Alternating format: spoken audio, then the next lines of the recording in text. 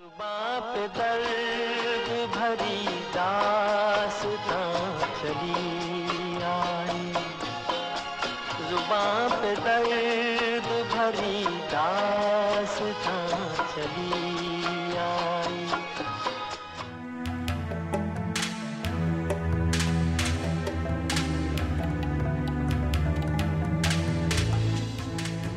दर्द तो इस गांव का कई बार झलका, लेकिन दर्द का एहसास करने वाला कोई नहीं।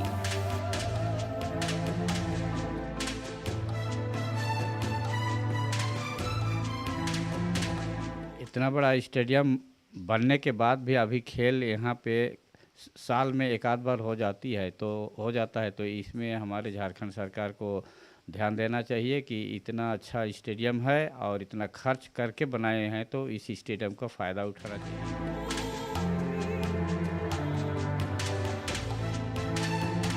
सबसे पहले आपको इस बास्केटबॉल कोर्ट में लिए चलते हैं। इस बास्केट में अब गेंदें नहीं डाली जाती, स्कोरिंग करने वाला कोई नहीं। मगर जब आप यहां खड़े होकर जोर से चिल्लाएंगे तो आपकी खुद की आवाज दीवारों से टकराकर वापस आपके कानों में जरूर गूंजेगी। ये टूटी कुर्सियां भी कुछ बोल रही है।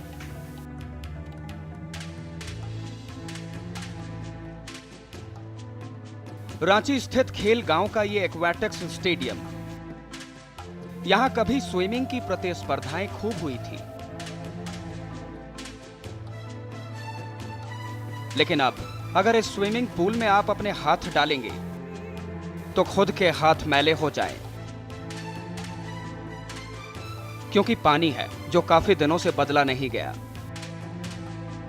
ढूंढेंगे तो शायद मछलियां भी आपको मिल जाए।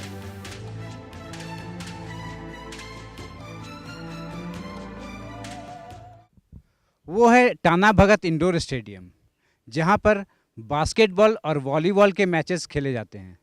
लेकिन 34वें राष्ट्रीय खेल के बाद शायद ही ऐसा कोई मौका होगा जब इस स्टेडियम में कोई मैच खेले गए होंगे। उसके ठीक बगल में ठाकुर विश्वनाथ सहदेव स्टेडियम है, वहाँ पर आपको बैडमिंटन खेला जाता है, लेकिन उसकी भी शायद वही स्थिति है। 34वें राष्ट्रीय खेल के बाद यहाँ पर कोई भी टूर्नामेंट नहीं खेला गया।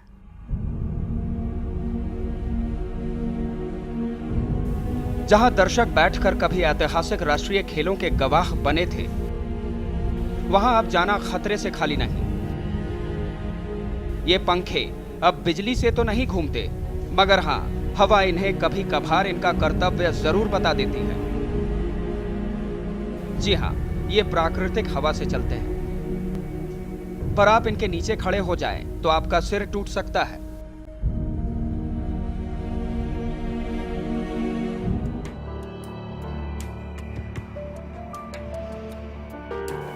पिछले 2.5 साल से दर्शक और खिलाड़ियों से तो इस गांव का वास्ता नहीं रहा,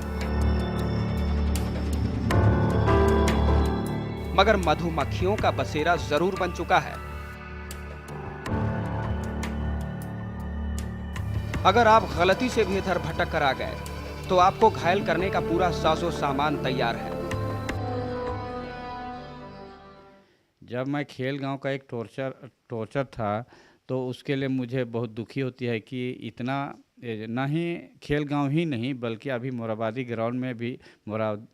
में भी इतना अच्छा स्टेडियम बना हुआ है, जैसे बिरसा स्टेडियम और हॉकी टर्फ जो बना हुआ है।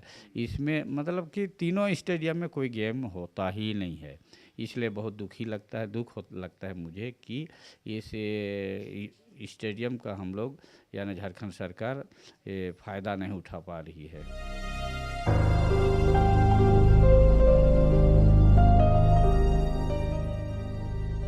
विदेशों से मंगवाए गए करोड़ों के खेल के सामान अब जंग खा रहे हैं। जो बचे भी हैं, उनका क्या हश्र होगा, अंदाजा लगाया जा सकता है। यहां 24 घंटे सुरक्षा बल तैनात रहते हैं। तस्वीरों में आप कुछ महिला सुरक्षा कर्मियों को देख सकते हैं, जो यहां फटकने वालों को दूर रखने का काम करते हैं। मगर खुद इनका जीवन बसर यहीं चलता है।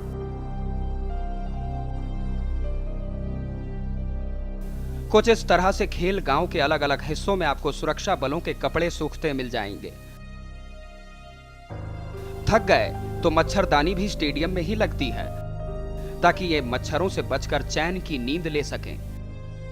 ये महज कुछ हिस्सों की हमने पड़ताल की तो ऐसे दर्द की दास्तां सुनाई पड़ी, जिससे फर्क तो गांव और उसके कभी बाशिंदे रहे उन लोगों को तो पड़ता है, पर उन्हें नहीं जिन्हें असल मायनों में पड़ना चाहिए।